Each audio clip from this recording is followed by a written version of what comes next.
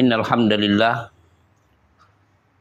nahmaduhu wa nasta'inuhu wa nastaghfiruh wa na'udzu billahi min shururi anfusina wa sayyiati a'malina may yahdihillahu fala mudhillalah wa may yudlil fala hadiyalah wa asyhadu an la ilaha illallah wahdahu la syarikalah wa asyhadu anna Muhammadan abduhu wa rasuluh. Amma ba'd. Assalamualaikum warahmatullahi wabarakatuh. Sahabat Naklah. This is Sahabat Naklah. Ibadah umrah adalah ibadah yang disyariatkan oleh Nabi Shallallahu Alaihi Wasallam, dan ibadah ini memiliki nilai tersendiri dan juga memiliki banyak keistimewaan atau fadilah.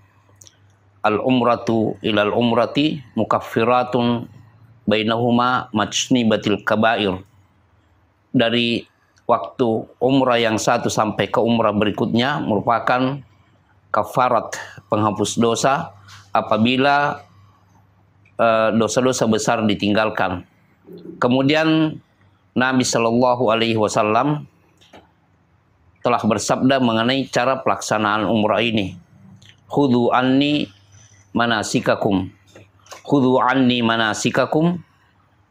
Pelajarilah atau ambillah, lakukanlah cara bermanasik kalian dari diriku. Maksudnya kita harus mencontoh Nabi Shallallahu Alaihi Wasallam di dalam pelaksanaan manasik, termasuk manasik umrah ini.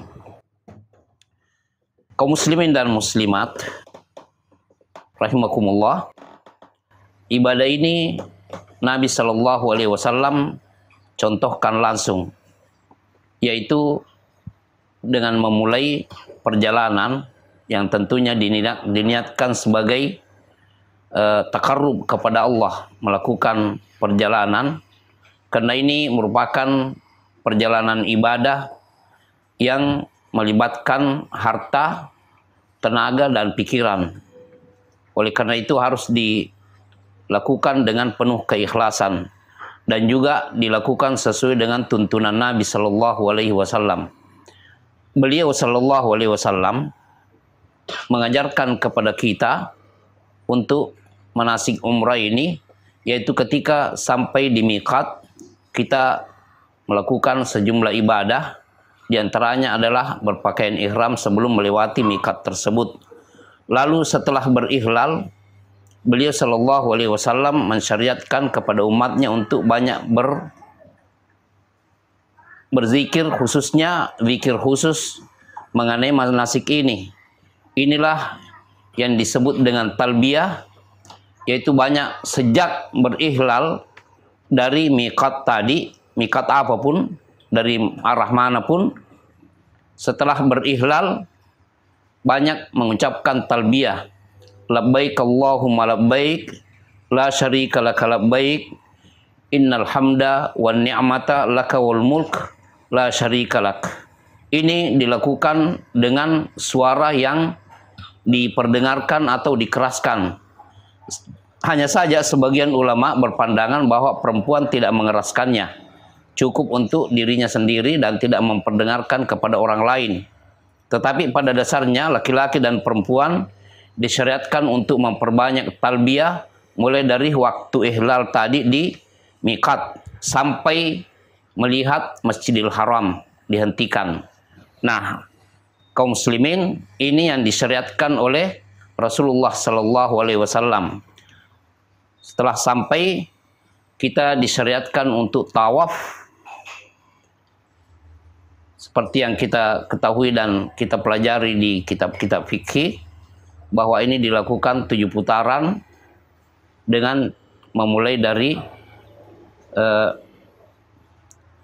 rukun al-hajar.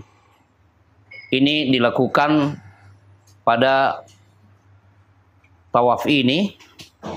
Setelah itu kita disyariatkan untuk sholat 2 rakaat di belakang al-maqam, kemudian melanjutkan dengan amalan yaitu sa'i antara Safa dan Al-Marwah dengan 7 kali putaran atau bolak-balik mulai dari As-Safa ke Marwah dan berakhir nanti di Marwah. Setelah itu bertahallul.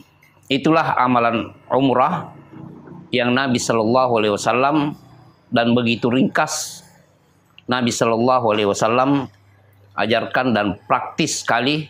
Tinggal kita bagaimana mengikhlaskan niat untuk melakukannya, mengamalkannya sesuai dengan tuntunan Rasulullah Shallallahu Alaihi Wasallam, di mana beliau Shallallahu Alaihi Wasallam telah bersabda, "Khudhu anni manasikakum."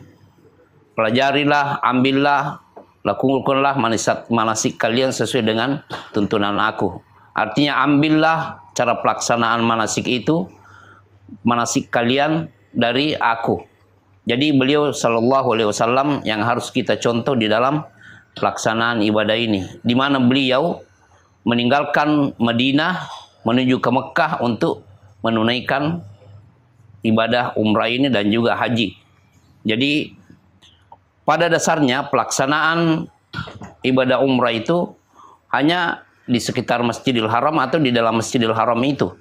Umrah ya, umrah. Begitupun haji, hanya di Mekah dan sekitarnya.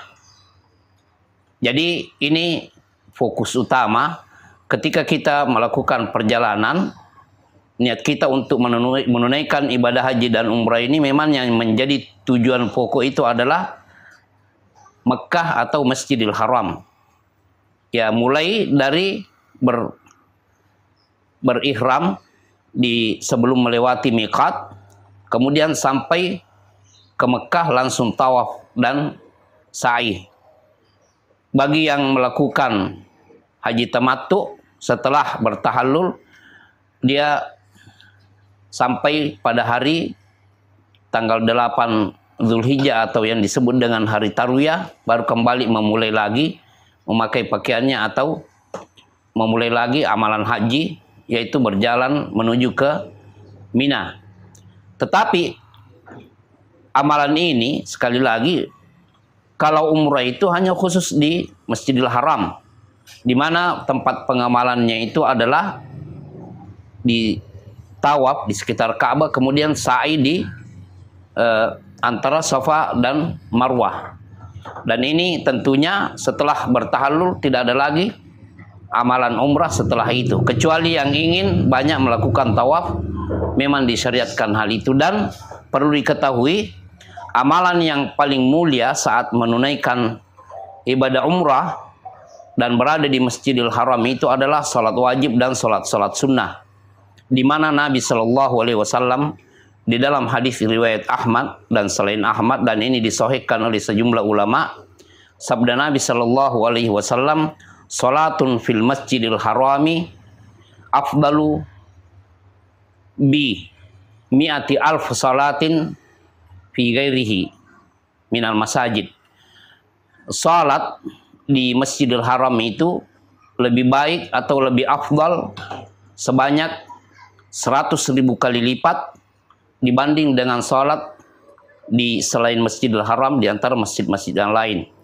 Ya, jadi keistimewaannya dilipat gandakan dibanding di masjid lain sebanyak atau dengan keistimewaan 100.000 kali lipat. Dan ini keistimewaan khusus bagi Al-Masjidil Haram, meskipun sebagian ulama memandang bahwa, dan ini masalah khilafiyah, apakah keistimewaan sholat di Masjidil Haram dengan derajat atau dengan kelipatan 100.000 kali lipat ini hanya berlaku untuk Masjidil Haram atau juga masjid-masjid yang ada di dalam area Al-Haram.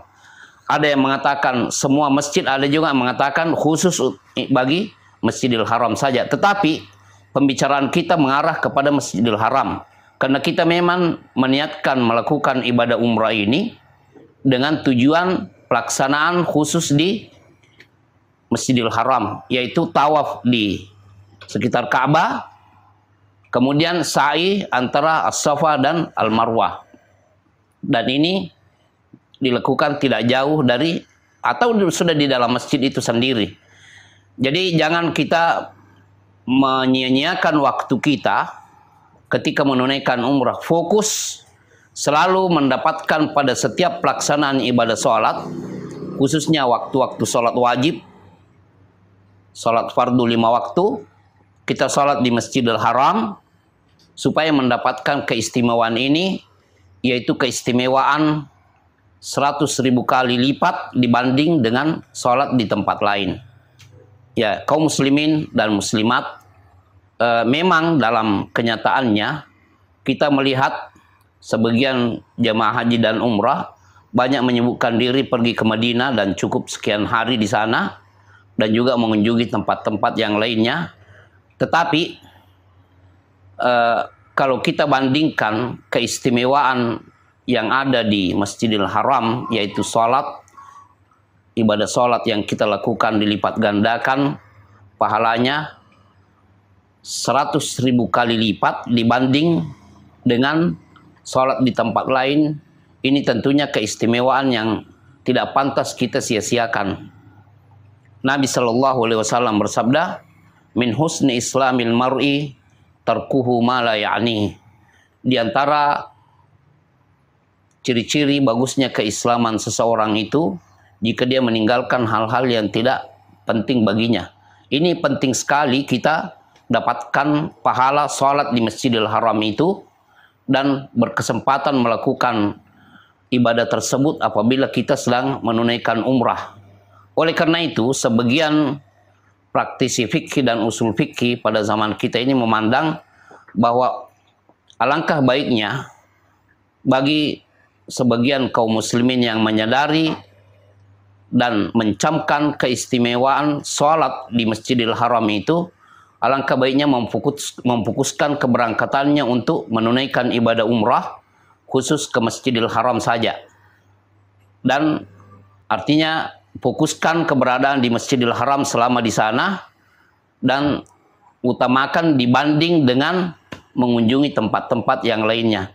Ini tidak meniadakan adanya fadilah tertentu ketika berkunjung ke Masjid Nabawi dengan keistimewaan tersendiri ketika menunaikan sholat di Masjid Nabawi. Yang Nabi SAW sabdakan, sholatun fi masjidi hada khairun bi alfi sholatin min gairihi minal masajid illal Masjidil Haram. Salat di masjidku ini, yaitu Masjid Nabawi di Madinah, lebih baik atau lebih afdal sebanyak 1000 kali dibanding salat di tempat lainnya atau di masjid yang lainnya kecuali Masjidil Haram. Tidak meniadakan baiknya atau keistimewaan yang ada pada Masjidil Haram, tetapi dibanding dengan Masjidil Haram tentunya jauh lebih afdal karena kelipatannya adalah 100.000 kali lipat. Nah, kaum muslimin, mari kita memfokuskan hal ini, menyadari pentingnya kita mendapatkan keistimewaan. Sama kalau kita sedang berada di negeri kita ini, salat sendirian dibanding dengan salat berjamaah di masjid, itu salat berjamaah lebih baik, lebih afdal, lebih mulia, dan dilipat gandakan pahalanya 27 kali lipat dibanding sholat sendirian.